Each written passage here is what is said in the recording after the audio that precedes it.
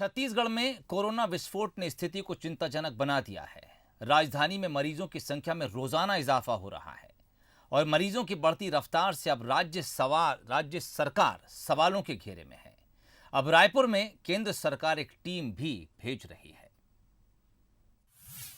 छत्तीसगढ़ में कोरोना विस्फोट, 24 घंटे में 1411 नए केस, 8 की मौत, एक्टिव केस 14,237। राज्य में मरीजों की संख्या अब तक 31,503। कोरोना हॉटस्पॉट बनी राजधानी रायपुर में रोजाना 300 मरीज मिलने से कुल मरीजों की संख्या 14,000 के पार हो गई है। ये आंकड़े सोचने के लिए मजबूर करते हैं कि आखिर राज्य में कोरोना इतनी तेजी से क्यों बढ़ रहा है। मई के महीने में 7 लाख मजदूरों की राज्य में एंट्री के बाद से कोरोना ने जो रफ्तार पकड़ी वह अब 31,000 को पार कर चुकी है। राजधानी रायपुर को लेकर केंद्र ने चिंता जाहिर की है। केंद्र ने रायपुर को कोरोना नियंत्रण की विशेष निगरानी के लिए चुना है। इसके लिए एक विशेष टीम जल्द ही रायपुर पहुंचेगी। उधर बिगड़े हालातों को लेकर अब बीजेपी और हमलावर हो गई है। एम्स के डायरेक्टर बता रहे थे वेंटिलेटर आए हुए हैं, राज्य सरकार उसको ले नहीं रही है। तो ये सरकार पूरी तरह कोरोना के संक्रमण से, कोरोना की महामारी से निपटने के लिए जितना गंभीर होना चाहिए उतनी गंभीर नहीं है और इसलिए देश के 3-4 राज्यों में केंद्र की टीम आ रही है। उसमें रायपुर, छत्तीसगढ़ में भी एक टीम आ रही है क्योंकि राज्य सरकार पूरी तरह लापरवाह हो गई। इधर केंद्र की विशेष निगरानी के मसले पर राज्य सरकार के स्वास्थ्य मंत्री टीएस सिंहदेव का कहना है कि इस पर उन्हें कोई ऐतराज नहीं है, बल्कि केंद्र से मिले निर्देश से इस बीमारी को रोकने में मदद मिलेगी। लेकिन बीजेपी के सवालों को उन्होंने गैर जरूरी बताया। और ना ये सच्चाई है, क्योंकि केंद्र सरकार की अनेकों योजनाएं जो केंद्र पोषित हैं उसकी जानकारी लेने के लिए केंद्र सरकार की टीमें समय समय पर आती रही हैं। कोई नई चीज नहीं हो रही है, कोई नई व्यवस्था नहीं हो रही है, कोई नया निर्णय इसके माध्यम से नहीं होने जा रहा है। राज्य में बढ़ते कोरोना के आंकड़े सबके लिए चिंता का विषय है, लेकिन एक बार फिर कोरोना के मुद्दे को लेकर बीजेपी और कांग्रेस आमने सामने है। ऐसे में इस समस्या को मिलकर सुलझाने के बजाय फिर लड़ाई केंद्र बनाम राज्य होती दिख रही है। मोहन तिवारी, बंसल न्यूज, रायपुर। और इस वक्त हम सीधे रुख करेंगे रायपुर की तरफ। हमारे सहयोगी मोहन तिवारी इस वक्त हमारे साथ सीधे इस खबर पर चर्चा के लिए जुड़ रहे हैं। मोहन, छत्तीसगढ़ में ये सही है कि बहुत तेजी से आंकड़े बढ़े और कुछ अव्यवस्थाओं की खबरें भी कहीं कहीं से निकलकर सामने आई, लेकिन दरअसल अब लड़ाई कोरोना के खिलाफ नजर नहीं आ रही है। अब लड़ाई जो है वो पक्ष और विपक्ष के बीच नजर आ रही है। जिस तरह से तनातनी हम राज्य में देख रहे हैं उससे ये लग रहा है कि कोरोना के कंधे पर रखकर अब सत्ता अपनी बंदूक चला रहा है।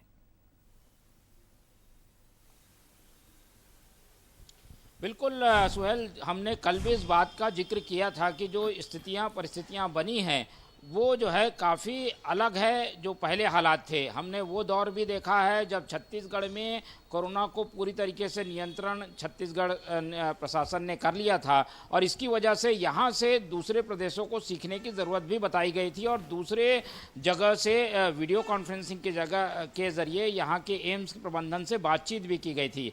आज दौर ये है कि अब केंद्र की टीम आ रही है और ये देखने की कोशिश कर रही है कि इतनी तेज़ी से छत्तीसगढ़ की राजधानी रायपुर में कोरोना कैसे फैल रहा है, किस तरीके का ये वायरस है। पहले कहा जा रहा था कि बिना लक्षण वाला वायरस है, लेकिन अब जो है स्थिति काफ़ी घातक है क्योंकि प्रतिदिन 7 से 8 लोगों की मौत हो रही है और इसमें केवल बुजुर्ग ही नहीं, युवा भी शामिल है और इसलिए स्थिति चिंताजनक है। केंद्र की टीम आ रही है और जब केंद्र की टीम आ रही है तो वो उसका देखने का नज़रिया अलग होगा और इसी बात को लेकर जो सियासत है वो हमें देखने को मिल रही है। आज ही इस पूरे मसले पर बृजमोहन अग्रवाल जो कि भाजपा के विधायक हैं वो सवाल उठा रहे हैं कि केंद्र को आना पड़ रहा है, केंद्र की टीम आ रही है क्योंकि यहाँ स्थिति नहीं संभल रही है, स्थिति जो है नियंत्रण के बाहर हो गई है। इतने संख्या में लगातार केस बढ़ने की वजह से अब जो है जो चिकित्सीय सुविधा यहाँ पर उपलब्ध थी वो कम पड़ने वाली है। ऐसे में हालात बिगड़ेंगे तो क्या कदम उठाए जा सकते हैं। तो विपक्ष की स्थिति की चिंता जो है वो अपनी जगह जायज़ है और उनके लिए एक ये मुद्दा भी है। ऐसे में जो यहाँ के प्रशासन है, स्वास्थ्य विभाग है, उसकी ओर से इस पूरे मसले को ये कहकर क्रिटिसाइज़ किया जा रहा है कि बीजेपी इस मसले को लेकर केवल राजनीति कर रही है। तो आरोप प्रत्यारोप का दौर शुरू हो गया है। लेकिन चिंताजनक बात यह है कि केस लगातार छत्तीसगढ़ की राजधानी रायपुर में बढ़ रहे हैं। जी बिल्कुल मोहन, और आज भी छत्तीसगढ़ की राजधानी रायपुर में कई केसेस आए हैं और लगातार जो रफ्तार बनी हुई है केसेस की वो एक समान बनी हुई है। पिछले कुछ दिनों से बहुत ज़्यादा तादाद में लगातार मरीज सामने आते जा रहे हैं, जिसके बाद अब इस मामले को लेकर सियासत भी राज्य में गरमाने लगी है।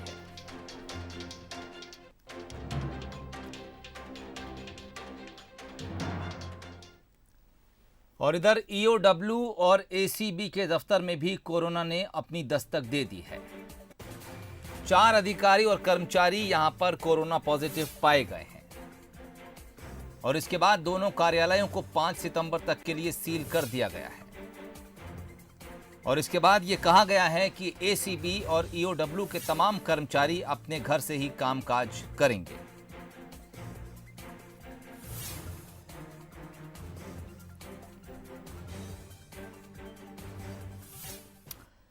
चलिए बात करेंगे कुछ और खबरों की। छत्तीसगढ़ में हाई कोर्ट से कांग्रेस को एक बड़ा झटका लगा है। दरअसल कुरूद नगर पंचायत में कांग्रेस भवन के लिए जमीन आवंटित किए जाने के प्रस्ताव पर हाई कोर्ट ने रोक लगा दी है।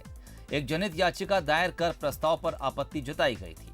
कुरूद नगर पंचायत ने कांग्रेस पार्टी को भवन निर्माण के लिए 30 वर्ष की लीज पर जमीन निःशुल्क दिए जाने का प्रस्ताव पारित किया था, जिसके खिलाफ हाई कोर्ट में जनहित याचिका दायर की गई। याचिका पर सुनवाई करते हुए हाईकोर्ट ने आगामी सुनवाई तक प्रस्ताव पर रोक लगाई है। आपको बता दें कि कुरूद नगर पंचायत ने 22 जून को यह प्रस्ताव पारित किया था।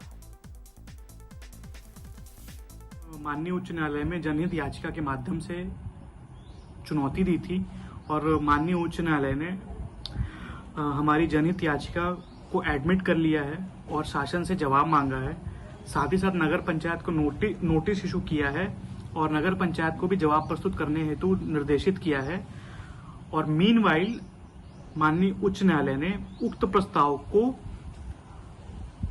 स्थगित कर दिया है आगामी सुनवाई तक। और इस वक्त हमारे वरिष्ठ सहयोगी धर्मेंद्र जायसवाल जी हमारे साथ इस खबर पर बातचीत के लिए जुड़ रहे हैं। धर्मेंद्र जी, 2 बातें आपसे जानना चाहूंगा। पहला ये कि क्या ये जो रोक लगाई गई है ये केवल कुरूद नगर पंचायत के लिए लगाई गई है या फिर चूंकि हाईकोर्ट का आदेश है इसलिए पूरे राज्य में अब रोक रहेगी? और दूसरी बात ये कि जो याचिका करता था किस आधार पर उसने याचिका दाखिल की थी? जी देखिए, पूरे प्रदेश में कांग्रेस जिला कांग्रेस भवनों का निर्माण कर रही है। उसके लिए सभी जिला कांग्रेस कमेटियों ने शासन से जमीन की मांग की थी और इसके लिए स्थानीय निकायों के माध्यम से प्रस्ताव भेजे जाने थे। कुरूद नगर पंचायत के माध्यम से प्रस्ताव 22 जून को राज्य सरकार को भेजा गया है। 22 जून को कुरूद नगर पंचायत ने सर्वसम्मति से प्रस्ताव पारित किया था कि कांग्रेस भवन के लिए भूमि का आवंटन 30 वर्षों के लिए लीज पर किया जाए।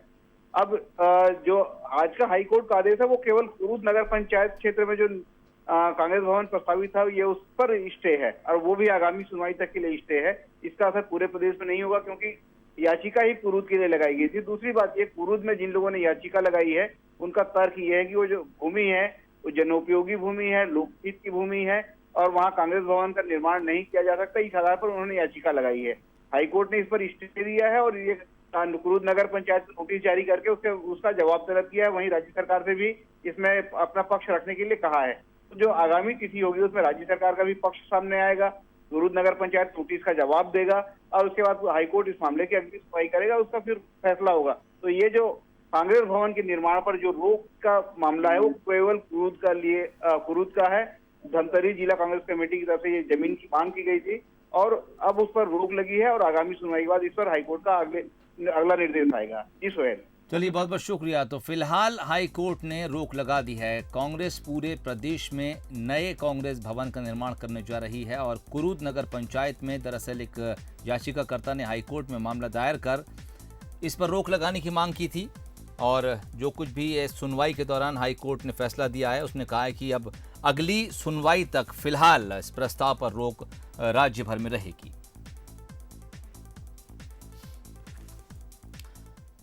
अगली खबर रायपुर से है, जहां राजधानी में कई थाना प्रभारियों का तबादला किया गया है। यहां एक साथ 16 निरीक्षकों का तबादला आदेश जारी हुआ है और यह आदेश एसपी की तरफ से किया गया है। तो राजधानी रायपुर में एक साथ कई थाना प्रभारियों को इधर से उधर किया गया है। इस दौरान 16 निरीक्षक इधर से उधर किए गए हैं और यह आदेश एसपी ने जारी किया है। राजधानी रायपुर से खबर है, जहां अब बदमाश बेखौफ हो गए हैं। संजय रक्सेल ग्रुप की दबंगई की कुछ तस्वीरें सामने आई हैं। दरअसल इस ग्रुप के कुछ लोगों ने एक युवक को अर्धनग्न कर लाठी से पीटा है और उसके बाद इस पिटाई का वीडियो भी बनाया गया और उसे दबंगई के साथ मीडिया में वायरल कर दिया गया है। तोड़ के लेके आ उसको, तोड़ उसको। अबे सोएगा तो कुछ नहीं होगा। और उधर जशपुर में तेज रफ्तार कार ने एक बाइक सवार को रौंद दिया है। इस हादसे में बाइक सवार की मौत हो गई है और ये पूरी घटना वहां लगे एक सीसीटीवी कैमरे में कैद हुई है। दुलदुला चौकी की तस्वीरें आपको दिखा रहे हैं। ये तेज रफ्तार कार ने बाइक सवार को पीछे से टक्कर मारी और इस हादसे में बाइक सवार की मौत हो गई है। जशपुर के दुलदुला चौकी के नज़दीक की ये घटना, ये तस्वीर आपको दिखा रहा है। वहां लगे एक सीसीटीवी कैमरे में ये पूरी दुर्घटना कैद हुई है। बालोद के चंदन बिरही और सांगली गांव में डायरिया का प्रकोप अभी भी नहीं थमा है। मंगलवार को भी 1 दर्जन से ज़्यादा मरीज यहां मिले। 26 अगस्त से ही यहां डायरिया ने पैर पसारना शुरू किया था। यहां ज़्यादा गंभीर मरीज को सामुदायिक स्वास्थ्य केंद्र में इलाज के लिए भर्ती किया जा रहा है, तो वहीं सामान्य मरीज का इलाज शिविर में किया जा रहा है।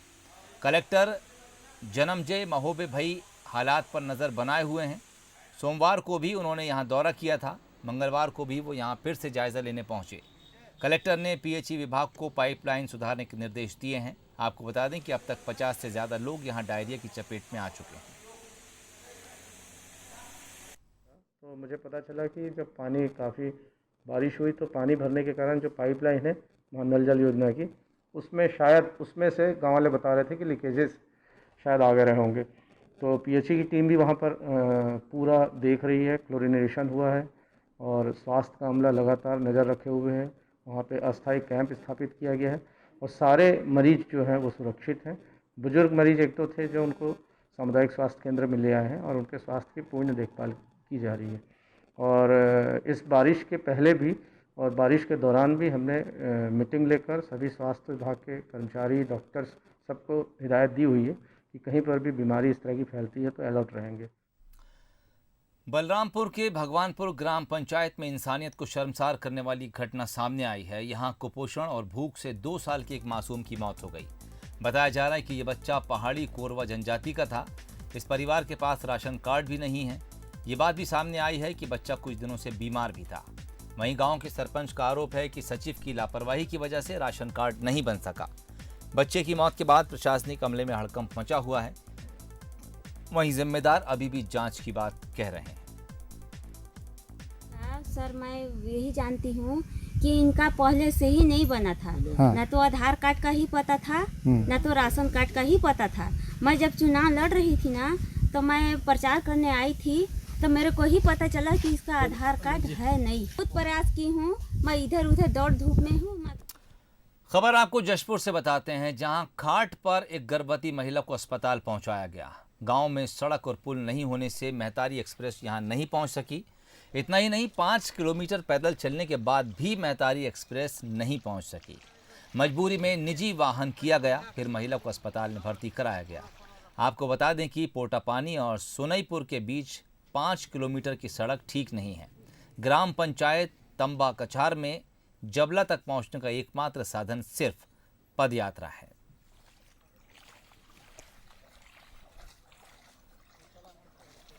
तो आप देख सकते हैं कि व्यवस्थाएं किस तरह से खाट पर हैं। जशपुर की आपको तस्वीरें दिखा रहे हैं। निजी वाहन से अस्पताल महिला को पहुंचाना पड़ा, लेकिन उससे पहले जो तस्वीरें आपको दिखा रहे हैं, इस तरह खाट पर डालकर लोग 5 किलोमीटर तक जंगल के रास्ते चले, क्योंकि गांव में आज तक सड़क नहीं बन सकी है, जिसकी वजह से वहां पर कोई वाहन नहीं पहुंचता है।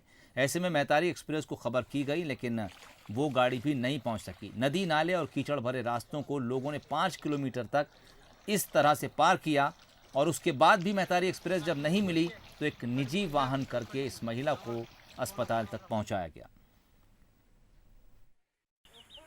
108 वाला तो घरे वाले नहीं ढुके सकिस ऐसा। हाँ, किराया है ले तो हम ऐसा। वो जो तंबा कछार और जबला वाले रोड का मामला है, पूर्व में भी इस प्रकार की घटना हुई थी, जिसके तत्काल संज्ञान में लेकर के कलेक्टर साहब के निर्देश पर हम लोग मौके पर गए थे और वहाँ से पूरी जानकारी एकत्रित करके उस दोनों पुलिया का एस्टीमेट वगैरह बना करके कार्रवाई कर ली गई है और तत्काल ही उसका कार्य शुरू होगा। अभी वर्षा के कारण उसमें अभी कार्य शुरू नहीं हो पा रहा है।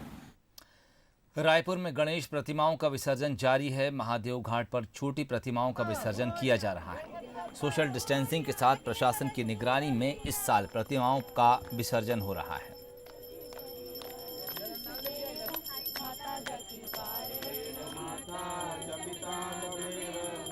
पहले क्या होता था, बहुत अच्छा से हम लोग पूजा और धूमधाम से एकदम करते थे। अभी अच्छा से नहीं कर पा रहे कोरोना के कारण। तो हम लोग गणेश भगवान से विनती किए हैं कि काल समाप्त हो, जल्दी से समाप्त हो जाए कोरोना और हम लोग पहले जैसे फिर से अच्छे से रह सके। और आइए अब आपको दिखाते हैं हाथी की दो तस्वीरें। पहली तस्वीर कोरबा के कटघोरा इलाके की है, जहां सड़क किनारे घायल हाथी मिला है। वन विभाग की टीम तुरंत मौके पर पहुंची। बताया जा रहा है कि जंगल में 43 हाथियों का एक दल घूम रहा है। वहीं दूसरी तस्वीर आपको कोरिया के भरतपुर की दिखा रहे हैं। यहाँ के जुइली जंगल और बड़वार इलाकों में हाथियों ने दहशत फैला रखी है। फसलों को रौंद दिया है। धोवाताल इलाके में 2 मकानों को भी इन हाथियों ने नुकसान पहुंचाया है। दरअसल इलाके में लगातार हाथियों के दल घूमने से लोगों में डर का माहौल बना हुआ है।